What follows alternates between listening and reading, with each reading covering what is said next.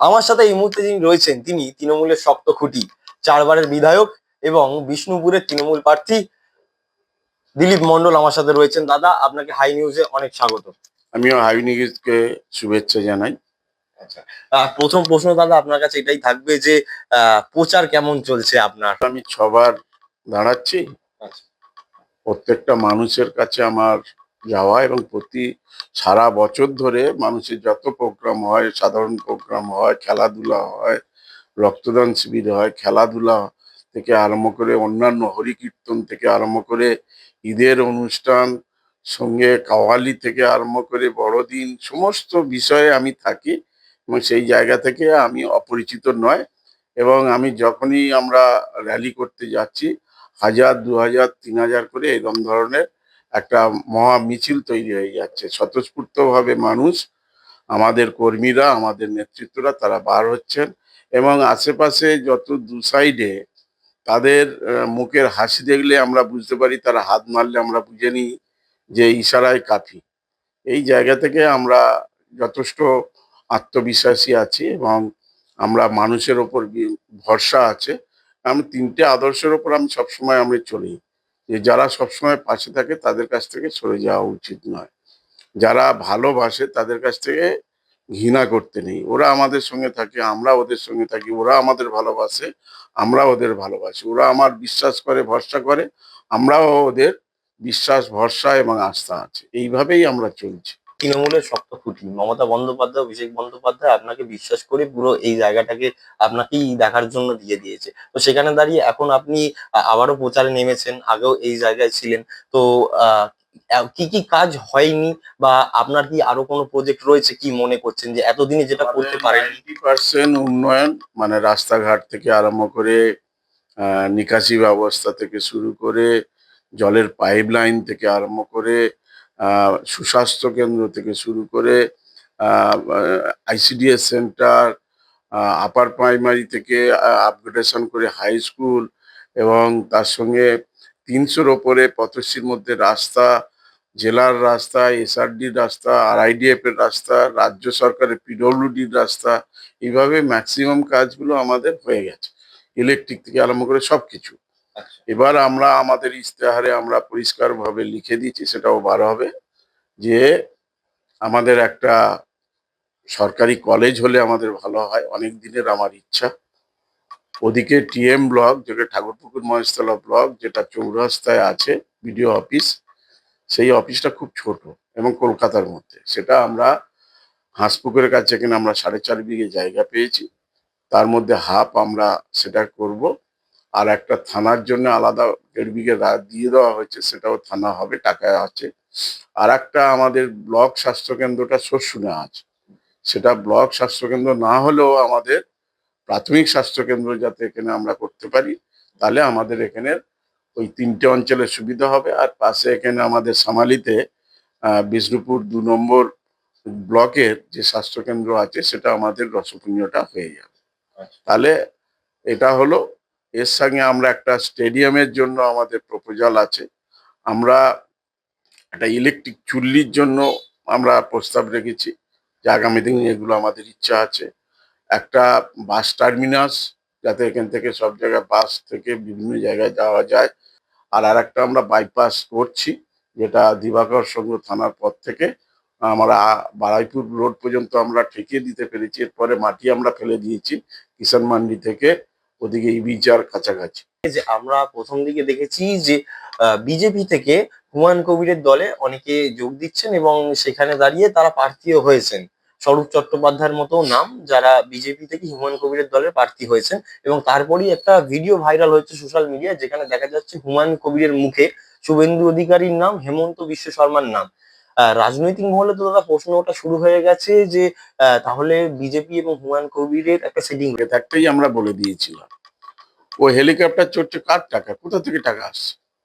বলেছিল 80 কোটি টাকা একজন দেবেন, নাম বলা যাচ্ছে না। এরপরে আলোচনার মাধ্যমে একটা ওদের মধ্যে আলোচনা, নিজেই আলোচনার জায়গা ছিল, যে আমি 300 কোটি টাকা দলের জন্য আমরা নেবো, 80 কোটি টাকা ওখানে মসজিদ তৈরি হবে। এটা সম্পূর্ণ বিজেপির টাকায় তৈরি হচ্ছিল। আজকে সেই চক্রান্ত ধরা পড়ে গেছে। এবারে হুমায়ুনকে যে মাথায় তুলে হিরো করে বানিয়ে রেখেছিল, এখন আমাদের কিছু বলতে হবে না, মুসলিমরাই তার উত্তর দেবে, জবাব দিয়ে দেবে।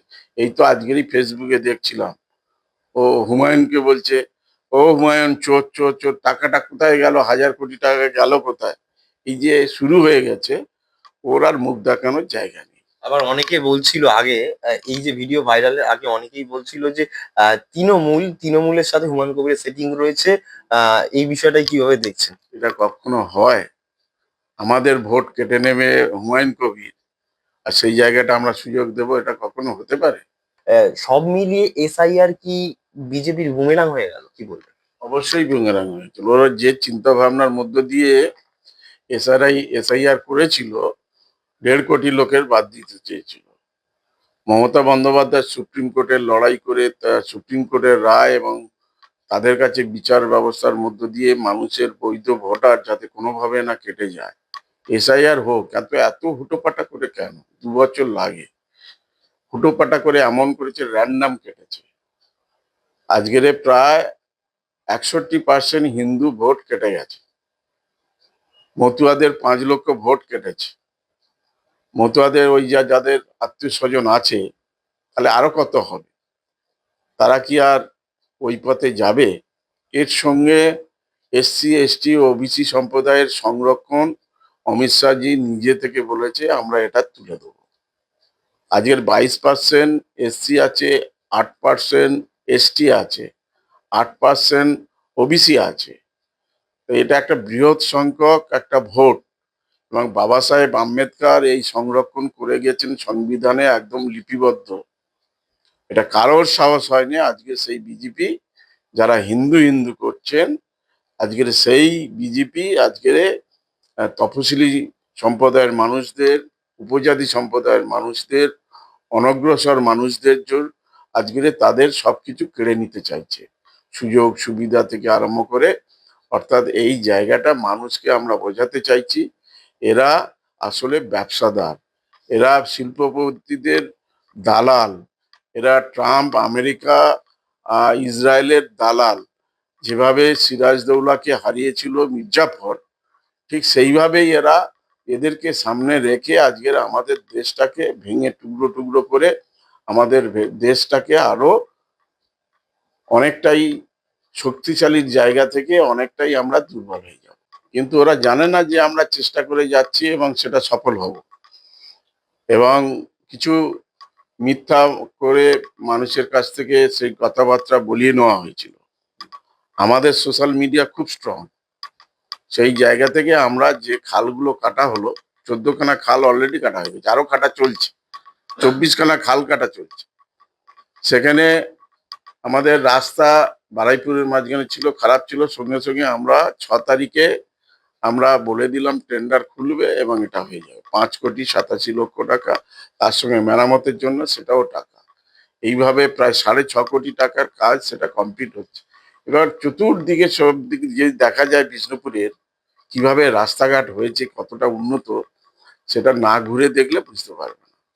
শুভেন্দু অধিকারী যে বারবার বলছে যে বিজেপি জিতবে, মমতা বন্দ্যোপাধ্যায়কে ভবানীপুরে হারাবে, বিজেপি সংগঠন আছে এ রাজ্যে, কি ওরা মনে করেন? ওরা বুথে এজেন্ট দিতে পারে না। এ আবার তারা আবার কি করে জিতবে? পাস করবে, ফার্স্ট হবে না। আচ্ছা, আর আমার শেষ প্রশ্ন এটাই থাকবে দাদা, যে আপনি কতটা আশাবাদী জয় নিয়ে, এবং তৃণমূল কংগ্রেস কি এবার ভোটেও সরকার গড়বে, কি মনে করছেন? অবশ্যই সরকার গড়বে এবং বেশি সংখ্যক সিট নিয়েই আমরা আসব। এবং আমার এখানে আমাদের লিড প্রতি বছর হিসেব যদি দেখা যায় প্রতি বছর বেড়েছে। 21 সালে আমরা 58,832 ভোটে আমরা জিতেছিলাম। আবার 24 সালে সেটা 71,125 ভোট আমাদের মাননীয় সাংসদ লিড করেছে। এবং এবারও আমাদের যেভাবে আমরা মানুষের সঙ্গে ছিলাম, আমরা কাজ করেছি, আমাদের বাংলাকে যেভাবে বঞ্চিত করেছে, বাংলা ভাষার ওপর যে অত্যাচার নেমে আসছে এবং বিভিন্ন জায়গা হচ্ছে, এর সঙ্গে ঘরের টাকা দেয়নি, রাস্তার টাকা দেয়নি, 100 দিনের টাকা দেয়নি, রাস্তার টাকা দেয়নি, বিভিন্ন মিড ডে মিলের টাকা দিচ্ছে না, 2 লক্ষ কোটি টাকা আমাদের পাওনা, সেটাও আমাদের ন্যায্য। এখান থেকে 6.5 লক্ষ কোটি টাকা তুলে নিয়ে গেছে। সেই জায়গা থেকে মানুষ টোটালি ক্ষুব্ধ। এসআইয়ের মাধ্যমে সেটাও ক্ষুব্ধ। পেট্রোল ডিজেলের দাম বেড়ে যাচ্ছে, ডলারের দাম বেড়ে যাচ্ছে। যত শিল্প ছিল সরকারি সংস্থার, সেগুলোকে বন্ধ করে দেওয়া হয়েছে এবং প্রতিনিয়ত মিথ্যা কথা বলে চলেছে। এর বিরুদ্ধে মানুষ একজোট হয়েছে, বাঙালি প্রতিবাদ করতে জানে, আন্দোলন করতে জানে, কিভাবে তার স্বাধীনতা, স্বাধিকার, তার সম্মান, মর্যাদা ফিরে পেতে চায়, সেটা দেখিয়ে দিতে পারে। একেবারেই খোলামেলা আলোচনা করছিলাম বিষ্ণুপুরের তৃণমূল প্রার্থী দিলীপ মণ্ডলের সঙ্গে, এবং তিনি তার জয় নিয়ে 100% আশাবাদী, এবং তিনি বলছেন বিজেপি এবার এখান থেকে লেজ গুটিয়ে পালাবে, তৃণমূলই কিন্তু আবার সরকার করবে। বিষ্ণুপুর থেকে অভিষেক সিংহ রিপোর্ট, হাই নিউজ।